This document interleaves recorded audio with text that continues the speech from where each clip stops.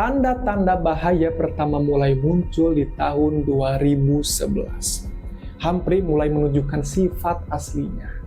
Dengan kekuatan gigitan ribuan PSI, Humphrey menyerang Marius berkali-kali di bawah air.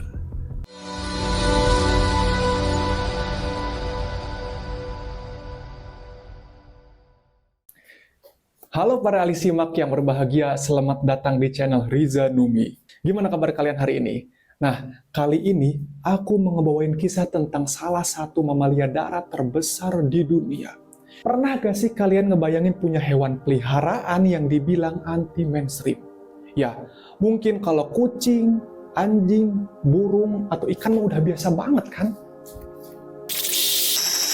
Tapi gimana kalau hewan peliharaan kalian adalah seekor raksasa sebesar 1,2 ton yang punya gigitan paling mematikan di daratan Afrika bahkan di dunia? Jadi hewan yang aku maksud ini yaitu kuda Nil. Kuda Nil atau Hippopotamus amphibius itu bukan hewan yang imut kayak di film kartun, Kak. Menurut data resmi dari International Fund for Animal Welfare yang bisa kalian akses di IFAO Hippopotamus fact, kuda Nil adalah salah satu mamalia darat paling teritorial dan agresif di dunia. Mereka bertanggung jawab atas sekitar 500 kematian manusia setiap tahunnya di Afrika. Angka ini bahkan jauh lebih tinggi daripada gabungan serangan singa dan macan tutul di sana.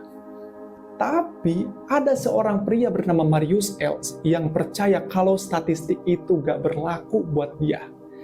Dia yakin dengan kasih sayang, insting liar hewan paling mematikan di Afrika pun bisa luluh katanya.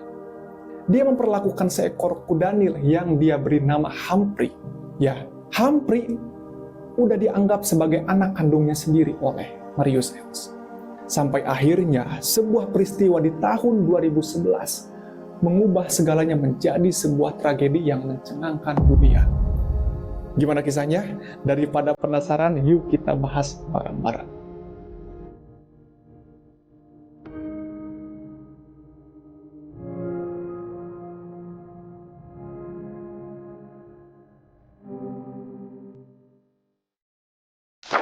Kisah kita dimulai di sebuah provinsi bernama Free State di Afrika Selatan.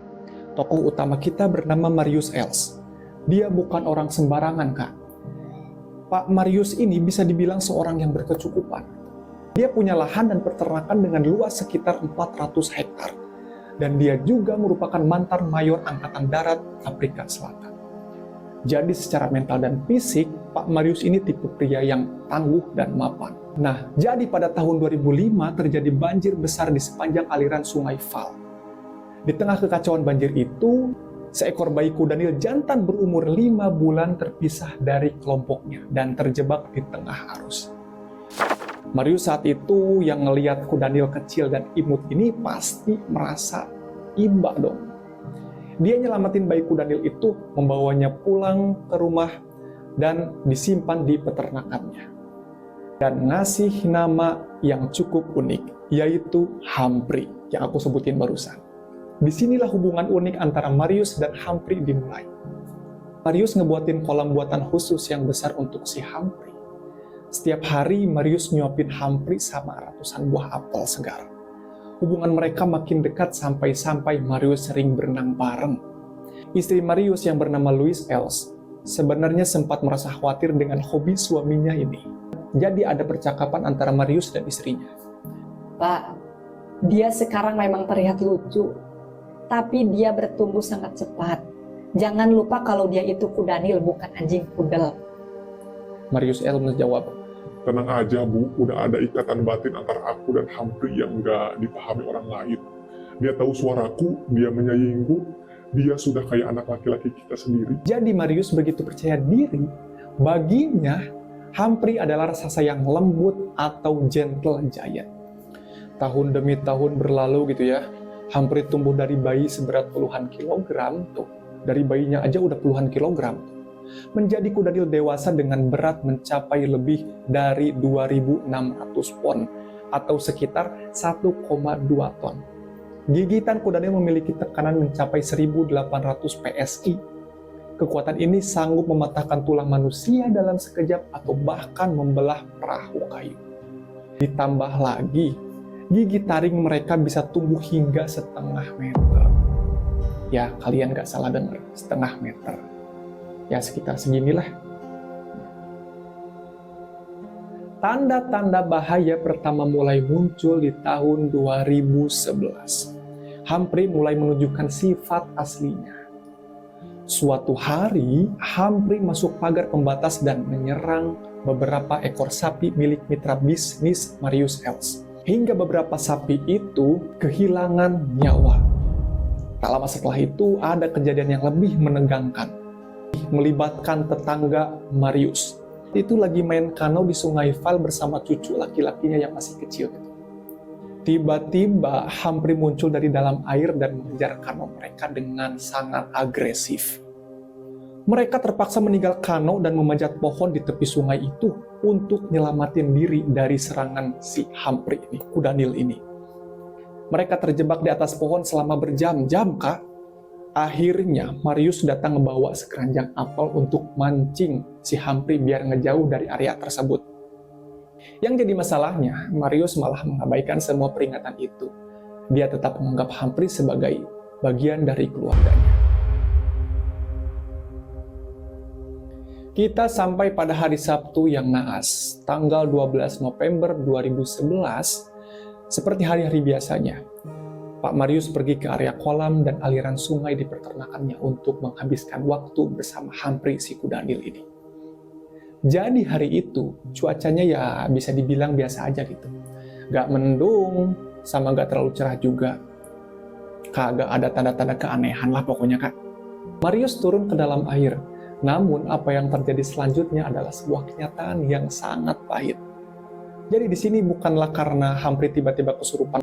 Kenyataan terbesarnya adalah bahwa alam tidak mengenal konsep utang budi. Begitupun dengan Humphrey si kuda Nil yang dipelihara Marius. Hewan liar ya tetap hewan liar. Insting liarnya nggak benar-benar hilang. Humphrey nggak pernah melihat Marius sebagai ayahnya yang menyelamatkannya 6 tahun lalu. Hari itu, insting purba Humphrey sebagai kuda Nil jantan dominan bangkit sepenuhnya. Humphrey tiba-tiba berbalik menyerang Marius secara brutal di dalam air. Marius yang selama ini merasa aman karena kekuatan suaranya, gak punya waktu buat ngehindar saat itu. Humphrey nyeret Marius ke dalam aliran sungai Val. Ironisnya, sungai yang sama persis tempat di mana Marius menyelamatkan nyawa Humphrey waktu bayi dulu. Dengan kekuatan gigitan ribuan PSI, Humphrey menyerang Marius berkali-kali di bawah air.